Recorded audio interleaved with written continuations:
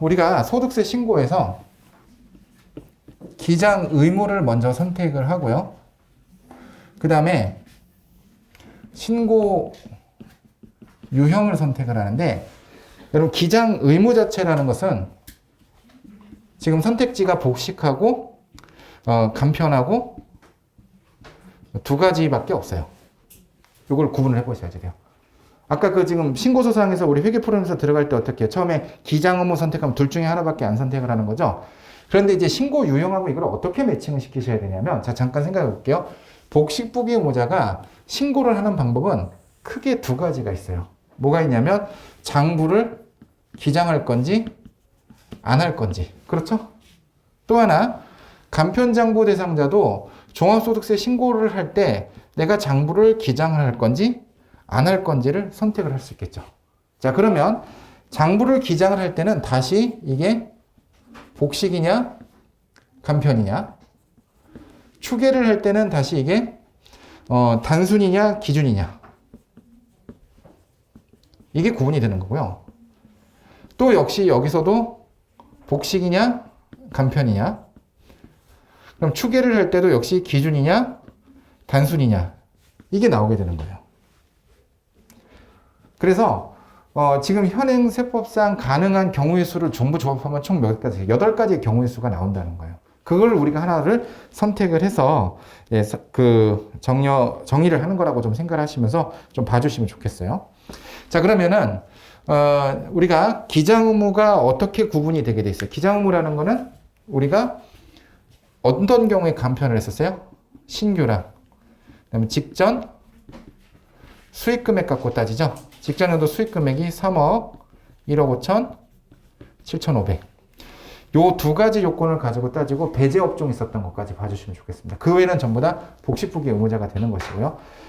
내가 복식부기 의무자인지 간편장부 대상자인지는요, 내가 어떻게 신고했느냐를 따지기 전에 먼저 내 의무가 어떻게 부여됐는지를 먼저 판단을 하셔야지 돼요.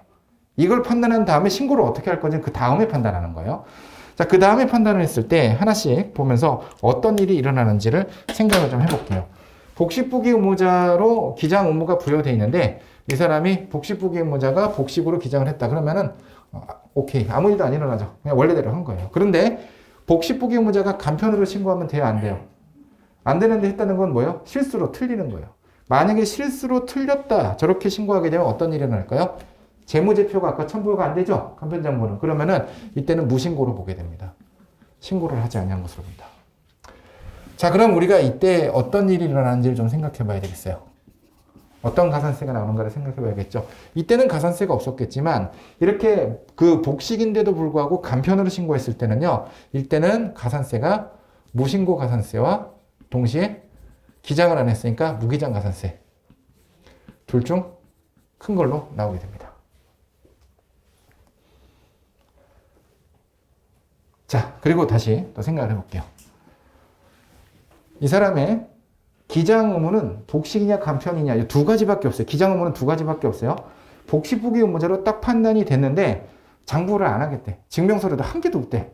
그래서 그냥 저는 추계를 해주세요 라고 했을 때 기준경 비율로 신고를 하는 경우가 있을 수 있겠죠. 있을 수 있지만 이렇게 적용은 가능을 하지만 대신에 어떻게 돼요? 아까 본 대로 무신고 의제가 된다 그랬죠? 복식이면. 그래서 이때는 가산세가 무신고 가산세와 무기장 가산세 둘 중 큰 거가 나와요. 자, 그런데요, 복식부기 의무자가 추계를 하면서 단순 경비율로 신고하는 그런 경우의 수는 안 나와요. 왜냐하면 단순 경비율은 직전 연도 매출액이 뭐가 돼야지 돼요?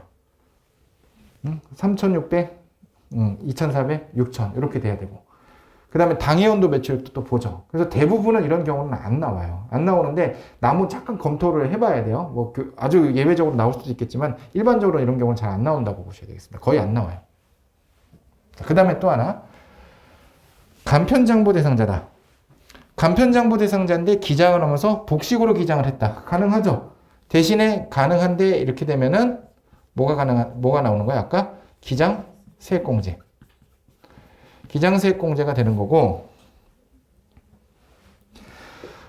그때는 뭐 가산세는 당연히 없죠. 그리고 간편장부 대상자가 간편장부로 했으면 그냥 오케이고, 뭐 가산세는 없죠. 자, 그런데, 자, 그 간편장부 대상자가 추계로 신고를 했다라고 하면요. 단순 경비율은 어떤 경우에만 적용할 수 있었어요? 여기서 잠깐만 생각해 볼까요? 단순 경비율은 신규 사업자랑 뭘로 구분해 봐야 돼요? 계속 사업자로 구분을 해 봐야겠죠. 신규 사업자는 뭐만 갖고 판단하면 된다 그랬어요? 당해 총수익 금액만 갖고 따지죠. 얘는 직전 연도 요건과 당해 연도 요건을 둘 다 봐야 된다고 했던 거 기억나시죠? 당해 연도 요건은 당해 연도 간편장부 기준이네. 계속 사업자는 당해 연도 간편장부 이내랑 직전에 업종별 기준 금액이 6,000, 이제 3,600, 2,400. 이 두 가지 요건을 모두 충족해야 적용할 수 있고, 그 외의 경우는 이제 여기 기준 경비로 적용을 해야 되는데, 자, 여기만 제가 따로 떼갖고 좀 설명을 좀 드릴게요. 이 간편장부 대상자가 추계를 했을 때랑 위랑 좀 다른 게, 자, 아까 복식부기 의무자는 추계를 하면 어떻게 돼요? 무신고 의제가 있죠. 근데 복식부기 의무자가 아닌 간편장부 대상자는 재무제표를 안 내도 무신고 의제가 없잖아요. 그래서 이 경우에 그 앞에 기장 의무가 간편장부 대상자인 상태에서 그 상태에서 이제 추계를 하게 되면 원칙적으로 이때는 그냥 무기장 가산세만 나옵니다. 아까 여기랑 좀 다른 점이죠? 무기장 가산세만 나오는데 예외적으로 아까 이 무기장 가산세도 안 나오는 예외가 두 개가 있었죠. 첫 번째 신규, 그리고 두 번째 직전 연도 4,800이 아닐 때. 그래서 흔히 이제 헷갈려 하시는 게 뭐냐면 나는 단순 경비율, 기장 의무가 단순 경비율이다 이렇게 생각하는데 아니에요. 기장 의무는 두 개밖에 없어요.